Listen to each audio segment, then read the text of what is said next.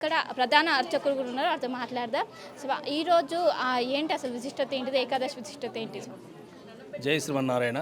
మన శ్రీనగర్ కాలనీలో వేంచిన శ్రీ వెంకటేశ్వర స్వామి సన్నిధిలో ఈరోజు తొలి ఏకాదశి, అంటే పండుగలలో వచ్చే మొదటి ఏకాదశి, ఉత్తరాయణంలో వచ్చే పండుగ ఇది. దీని తర్వాత మళ్ళీ ఇంకో 10 రోజులు మనకు దక్షిణాయనం రాబోతుంది. దీనిని శయన ఏకాదశి అంటారు. అంటే స్వామివారు ఈ రోజు నుంచి, అంటే వాళ్ళకు 6 నెలలు ఒక పూట, అంటే మనకు సంవత్సరం మొత్తం వాళ్ళకు ఒక రోజు గడిచిపోతుంది. అంటే 6 నెలలు చీకటి, 6 నెలలు పగలు అన్నట్టు. ఈ చీకటిలో స్వామివారు నిద్ర ఉంటారు. శయన ఏకాదశి స్వామి ఇప్పుడు పడుకొని మళ్ళీ వైకుంఠ ఏకాదశి నాడు, అంటే మకర సంక్రాంతి మళ్ళీ కళ్ళు తెరుస్తారు అన్నట్టు. ఈ శయన ఏకాదశి ఇది తొలి పండుగ అంటారు. ఆషాఢ శుద్ధ ఏకాదశి శయన ఏకాదశి అంటే చాలా విశేషమైనది. ఈ శయన ఏకాదశి నాడు మనం ఈరోజు ఏకాదశి అన్ని నియమాలు పాటిస్తుంటే మళ్ళీ వైకుంఠ ఏకాదశి అన్ని ఫలితాలు మంచిగా వస్తాయి అన్నట్టు.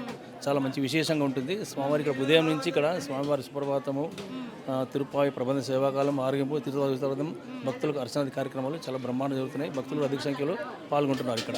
అంటే భక్తులు ఎలాంటి నియమాలు పాటించాలి ఈరోజు స్వామి వారికి పూజించేవారు? అంటే భక్తులు ఈరోజు ఉపవాసాలు ఉంటే బాగుంటుంది. ఈరోజు ఉపవాసం, రేపు ద్వాదశి ఉంది, ఉపవాసం విధించుకోవచ్చు. ఏకాదశి అంటేనే విశేషం. అది ఇంకా ఈరోజు శయనకి చాలా మంచి విశేషంగా ఉపవాస దీక్ష ఉంటే చాలా బాగుంటుంది అనేసి అభిప్రాయం. ఈరోజు భక్తులు ఏ విధంగా ఉదయం నుంచి ప్రత్యేక పూజలు నిర్వహించారు? ఏమేమి పూజలు నిర్వహించారు? ఉదయం నుంచే స్వామివారికి సహస్రనామర్చన, అర్చనాది కార్యక్రమాలు, సుప్రభాతము, ప్రబంధ సేవాకాలం అనే కార్యక్రమాలు జరుగుతూనే ఉన్నాయి. అవన్నీ అయిపోయాక స్వామివారికి అందరు భక్తులకు అర్చనకు తర్వాత దర్శనాది కార్యక్రమాలని నడుస్తున్నాయి. దేవాలయానికి మా ఈవగారు వీళ్ళందరూ మంచిగా అన్ని భక్తులు ఎలాంటి ఇబ్బంది కలగకుండా అన్ని సౌకర్యాలు చేస్తున్నారు. సాయంత్రం ఏమైనా కార్యక్రమాలు, కల్చరల్ యాక్టివిటీస్ ఏమైనా ప్లాన్ చేస్తారా? ఏం లేదండి. కల్చర్ మామూలుగా స్వామి దర్శనం, భక్తుల దర్శనాలు ఉన్నది. కల్చరల్ అందరూ భక్తులు విశ్వాస పారాయణ చేసుకుంటుంటారు మామూలుగా.